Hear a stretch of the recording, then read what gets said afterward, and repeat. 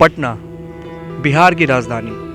जी हाँ दोस्तों, ये एक ऐसा शहर है जहाँ पे हर दिन न जाने कितनी जिंदगियाँ, हज़ारों ख्वाहिशें लेके आते हैं। किसी को आईएएस बनना होता है तो किसी को आईपीएस, कोई रेलवे में जाना चाहता है तो कोई बैंक में। कोचिंग इंस्टीट्यूट तो इस तरीके से है जैसे कि सब्जी मंडियाँ। लेकिन आजकल मौजूदा परिस्थितियों को देख के यही लगता है कि हमारे शहर को और हमारे शहर में रहने वाले छात्रों को किसी की नज़र लग गई है। हेलो दोस्तों, नमस्ते, आदाब, सत श्री अकाल। मैं आपका होस्ट और दोस्त सौरभ, बोले तो फ्रस्ट्रेटेड यूथ, आप सभी का स्वागत करता हूं सड़क से एक नए एपिसोड में। दोस्तों, आज का टॉपिक है जो मौजूदा रिज़ल्ट हुआ है एनटीपीसी का और उसमें किस तरीके का धांधली हुआ है। और सिर्फ ये एक रिज़ल्ट की बात नहीं है, बाकी बहुत सारे एग्ज़ाम प्रक्रिया ऐसी है जो कि ठीक ढंग से नहीं हो रही। देश को आज़ादी हुए 75 साल हो गए, लेकिन आज भी हमारे भर्ती प्रणाली में बहुत सारी सुधार की काफ़ी आवश्यकता है। तो आज का टॉपिक इसी पे बेस है। आइए चलते हैं और स्टूडेंट से बात करते हैं कि क्या हाल है और इसके क्या हल निकल सकते हैं।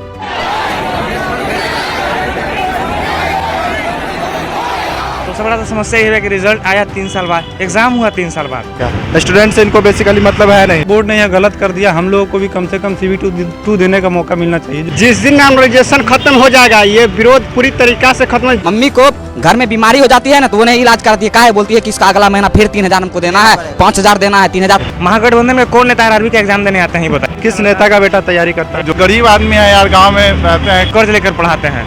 फॉर्म आता है तो वो बोलता है कि 6 महीना में अभी हो जाएगा, तब भैंस बेचा जाता है, उसके घर है। यही मांग है कि रिवाइज रिजल्ट दिया जाए, 20 गुने बच्चे का रिजल्ट दिया जाए और ग्रेड हटाया जाए। ग्रेड क्या पास करता है? जब आप एक परीक्षा लिए हैं, 12th का बच्चा, ग्रेजुएशन बच्चा जब एक पेपर में परीक्षा दिया तो 5 तरह का कट ऑफ कैसे बन सकता है उसका?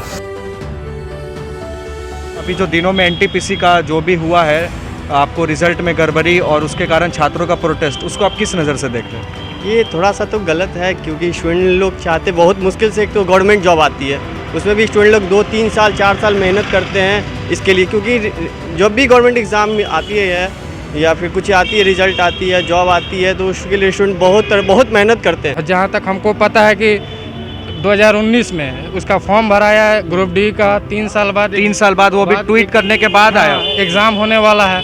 और उसके फरवरी में एग्ज़ाम होने वाला, उसके बाद बोल रहा है कि मेंस लेंगे। ये तो कहीं कहीं धांधली दिखाता है।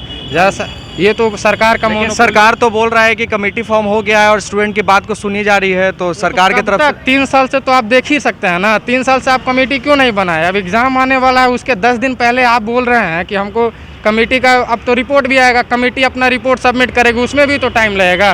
तब तक जो ये ईयर गया है बच्चों का, वो फुलफिल कैसे होगा? फिर आज तक भारत में कोई कमेटी का सही रिपोर्ट आया है और टाइम पे आया है भैया? ये तो पॉइंट है बिल्कुल। आज तक नहीं। तो ये क्या आप गवर्नमेंट का जो भी अभी डिसीजन स्टेप्स ले रहे हैं उससे आप संतुष्ट नहीं हो? नहीं, बिल्कुल नहीं, कोई भी संतुष्ट नहीं है। ये छात्रों को परेशान करने का एक तरीका है। बोर्ड की तरफ से जो रिजल्ट निकलना था, मतलब 20 गुना, तो बोर्ड की तरफ से निकलना था, तो वो बोर्ड ने क्या किया कि 20 गुना रोल नंबर सेलेक्ट कर दिया। जैसे अगर कोई लड़का 90 मार्क्स लाया है तो वो अगर 5 कैटेगरी के लिए एलिजिबल है तो उसको 5 में सेलेक्ट कर लिया। ऐसा हो सकता है आप 3 जगह नौकरी कर सकते हैं? नहीं। तो 2 सीटों बेकार चला गया। मेरा खुद दो ग्रुप के लिए हुआ है मेरा सिलेक्शन, दो पोस्ट के लिए। लेकिन असनवी वैष्णव और जो रेलवे मिनिस्टर है हमारे और जो सरकार है, मौजूदा सरकार, वो बोल रहे हैं कि स्टूडेंट का काफ़ी समस्या को सुना जा रहा है और एक कमेटी का भी फॉर्म हुआ है। तो क्या इसी से स्टूडेंट संतुष्ट है? सरकार ने एक्शन तो लिया है लेकिन स्टूडेंट संतुष्ट नहीं है, क्योंकि गवर्नमेंट का पिछला अगर ट्रेंड देखें, अब जैसे 3 साल पहले फॉर्म भराया, अभी कमेटी बैठाएगी। सरकार तो बोल रही कि 4 मार्च तक कमेटी का रिजल्ट आएगा, लेकिन ये तो कमेटी का रिजल्ट आएगा ना, कि कमेटी क्या सोच रही है, फिर अगला रिजल्ट कब आएगा, फिर एग्ज़ाम कब होगा, इसमें तो टाइम लग जाएगा। ये हमें लग रहा है कि चुनाव को देखते हुए सरकार ने इसको बस मोटिवेट करने के लिए कि लड़के बस शांत रहें इलेक्शन तक, फिर उसके बाद देखा जाएगा हमको जल्दी से रफा दफा होगा। हाँ, ग्रुप डी में भी मतलब डबल एग्ज़ाम कर दिया, ये बहुत गलत बात है। अचानक से डबल एग्ज़ाम नहीं करना चाहिए। अगर करना भी चाहिए तो जब फॉर्म आया उसी समय करना चाहिए था।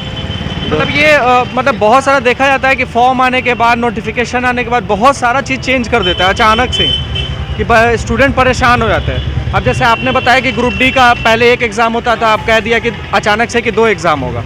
तो ये मतलब कुछ ऐसा नहीं होना चाहिए कि फिक्स होना चाहिए, या फिर आप एक कैलेंडर निकाल दीजिए जैसा CGL वगैरह करता है कि एक अपना कैलेंडर निकाल देता है और उसी बेसिस पे काम करता है। जी बिल्कुल, एग्जामिनेशन कैलेंडर निकालना चाहिए, जिसे SSC वगैरह निकालते हैं। इसके लिए हम लोग ऑनलाइन ट्विटर में प्रोटेस्ट भी किए थे, मगर हम लोगों का बात अभी तक नहीं सुना गया है। इसमें है कि समय पर एग्जाम होना चाहिए, 3 साल से निकला हुआ फॉर्म है, बहुत दिक्कत हो रहा है, बहुत दिक्कत से रह रहे हैं यहाँ। जैसे कि 2019 में शायद फॉर्म आया था ना, 3 साल हो गए लमसम। अभी पहला CBT 1 हुआ है, अभी CBT 2 है, फिर स्किल टेस्ट होगा, वो और वो सारे भी शायद पोस्टपोन्ड हो चुके हैं। पोस्टपोन्ड हो चुका है। डेट बोला 8 मार्च के बाद उसका डिटेल। आपका घर कहाँ है? पटना में ही है आपका? नहीं, मेरा घर मुंगेर जिला में है। मुंगेर जिला से यहाँ हॉस्टल में रहते हैं? यहाँ हॉस्टल लॉज में रहते हैं। हाँ, तो ये काफ़ी समस्या की चीज़ नहीं होगी कि आप अपने ज़िला से छोड़ के यहाँ आते हो, बहुत कठिन परिस्थितियों में यहाँ पे रहते हो, उसके बाद भी आपको पता चलता है कि एग्ज़ाम हो रहा है तो फिर वो कैंसिल हो जा रहा है, या फिर एग्ज़ाम नहीं हो रहा है तो उसके लिए स्टूडेंट को रोड पे निकलना पड़ रहा है कि जल्द से जल्द एग्ज़ाम हो, फिर रिजल्ट में लेट हो रहा है। सब में ट्वीट करना पड़ता हम लोग को, तभी एग्जाम डेट आया, फिर रिजल्ट के लिए ट्वीट करना पड़ा, फिर कैलेंडर जारी, बहुत कुछ के लिए दिक्कत हो रहा है स्टूडेंट को। ये तो 4 साल है, मेरे पास तो कुछ ऐसा डेटा भी है कि जैसे बिहार SSC 2014 से अभी तक उसका कुछ कहाँ गायब हो गया पता भी नहीं चल रहा है, और बिहार SI भी शायद 2016 में आया था, उसका भी कुछ अभी खोज खबर नहीं है, 16 या 18 में आया था। तो ये मतलब 2014 5-5 साल में तो सरकार बदल जाती है, और ये अभी एक एग्ज़ाम नहीं क्लियर हो पा रहा है, क्या हो रहा है ये तो सिस्टम है भाई कि क्या बोले, इलेक्शन के टाइम में सबका दिमाग पूरा चलता है, और नॉर्मली ऐसे स्टूडेंट का एग्ज़ाम जो हर साल होना चाहिए उसको कंडक्ट नहीं करवाया जा रहा है इन लोगों से। स्टूडेंट से इनको बेसिकली मतलब है नहीं। बहुत सारा वीडियोस ऐसा आया है कि हॉस्टल में बहुत घुस के मारे पुलिस ने स्टूडेंट को, वहाँ राजेंद्र नगर टर्मिनल पे भी बहुत लाठी चार्जेस हुआ है, स्टूडेंट बहुत सारे घायल हुए हैं। इसको आप क्या देखते हो कि किसकी गलती है यहाँ? ये आगजनी ये सब जो कर रहा है ना स्टूडेंट, ये ठीक चीज़ नहीं है, लेकिन स्टूडेंट के आड़ में ये दूसरा कर रहा है ना।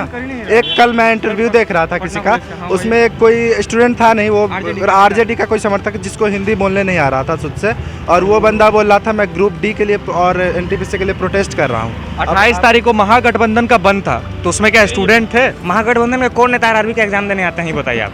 ये भी बात सही है। उनका अपना राजनीति रोटी सेक रहे हैं, देखना कि तवा गरम रोटी सेक लेते हैं। नेता का बेटा ग्रुप D या TPC का तैयारी करता है भैया? किस नेता का बेटा तैयारी करता है? यही तो बात है ना सर कि जब तक नेता का बच्चा ग्रुप D और NTPC का एग्जाम का तैयारी नहीं करेगा तब तक ये लोग अच्छे से नहीं लेंगे। सर 5 साल में देखिए 2 लाख वैकेंसी निकाले हैं, पूरा मतलब ओवरऑल क्षेत्र में। एक फील्ड में भी अगर वैकेंसी निकाल देते, बोर्ड के मिनिस्टर आए लाइव इंटरव्यू में, वो खुद बोल रहे हैं कि रेलवे ने पिछले 4 साल में मात्र 2 लाख जॉब दिया।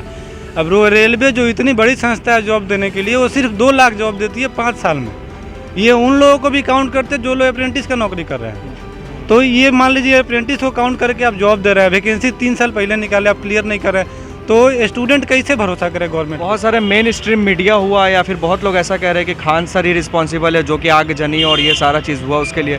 इस टॉपिक को आप किस नज़र से देखते हैं? ये तो बोलना तो नहीं चाहिए, लेकिन वो टीचर वो हमारे भलाई के लिए कुछ कहें, हाँ ये बोलिए कुछ हुआ, लेकिन इसका ये मतलब नहीं कि ये सारा गलती उन्हें का। खान सर एक गार्जियन की तरह आए और अच्छा से लीड किए, और अच्छा लगा उनको देख करके कि ऐसे आकर के स्टूडेंट के बिहाफ में बोले। कोई लीडर बनेगा ना तभी कुछ रिजल्ट निकलेगा, बिना लीडर का नहीं निकलने वाला। सरकार तो बोल रहा है कि वो दंगे भड़काने के काम की FIR हो चुका है। तो देखिए अगर आवाज नहीं उठाते, नॉर्मल उसी तरह के चलता, रिजल्ट आराम से एग्जाम कराता। देखिए अगर हम लोग को लगा था, भगत सिंह बोले थे कि बहरों को सुनाने के लिए आवाज करने की जरूरत पड़ती है।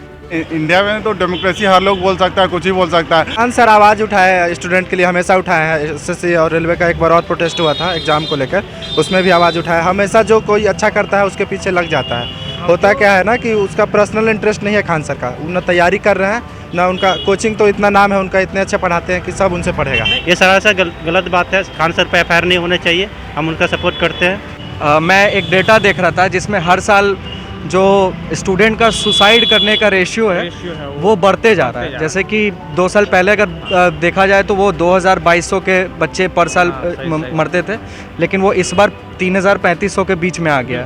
तो ये क्या इसी सब बेरोजगारी का ही नतीजा है कि स्टूडेंट सुसाइड कर ले रहे हैं? इसकी वजह से भी यार लोग ऐसा कर लेते हैं। बहुत लोग स्टूडेंट जो 5 साल से, मेरे लॉज में ही ऐसे भैया लोग हैं जो दरोगा की तैयारी 5 साल 10 साल से भी कर रहे हैं। अब उनके पास कोई ऑप्शन नहीं बढ़ता, गरीब आदमी है यार, गांव में रहते हैं। लड़का ऐसा है उसके पिताजी कर्ज लेकर पढ़ाते हैं, फॉर्म आता है तो वो बोलता है कि 6 महीना में अभी हो जाएगा, तब भैंस बेचा जाता है उसके घर है। ऐसा ही से भैंस बेचा जाता है, बिल्कुल सही बात है।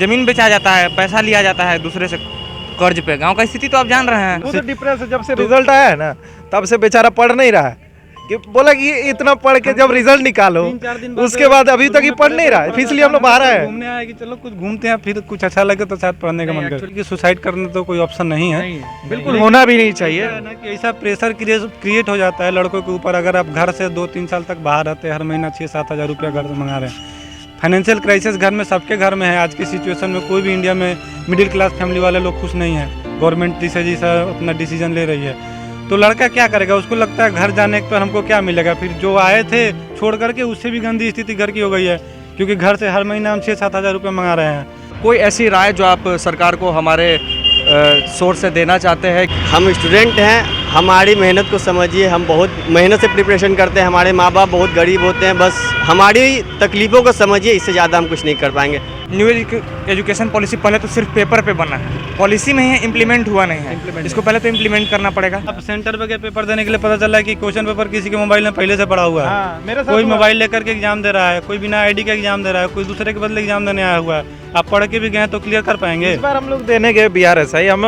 बाहर एग्जाम से निकल रहे, देख रहे कि लड़का का मोबाइल में क्वेश्चन पेपर। हम लोग का माइंड में तो पहले ही खत्म हो गया कि अब निकलेगा ही नहीं, तो फिर फायदा क्या है ऐसा सिस्टम का? सरकार को इसके बारे में बहुत सोचना पड़ेगा। अब छात्र बहुत परेशान है इसके लेके।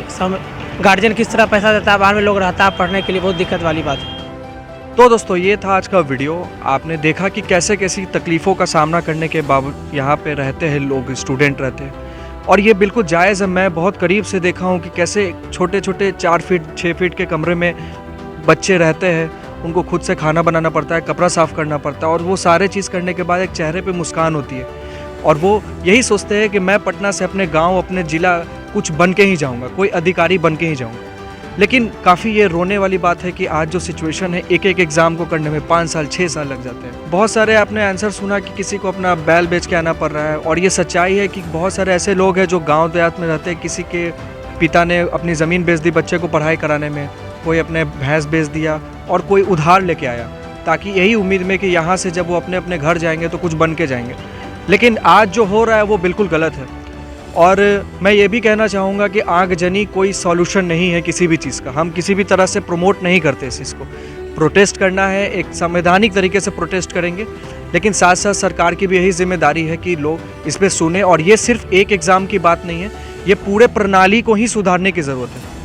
जब तक ये पूरे प्रणाली नहीं सुधारेंगे, हर एग्ज़ाम का रिजल्ट कम से कम एक लिमिट हो जाए कि 6 महीना से लेके 1 साल तक के अंदर अंदर में उसकी ज्वाइनिंग हो जाए, तब तक ये देश आगे नहीं बढ़ेगा। और जो हम लोग सुपर पावर बनने के सपना देख रहे हैं वो कभी भी कामयाब नहीं हो पाएगा। तो आज के लिए इतना ही, मिलते हैं फिर एक नए एपिसोड के साथ और एक नए टॉप के साथ। Till then bye bye.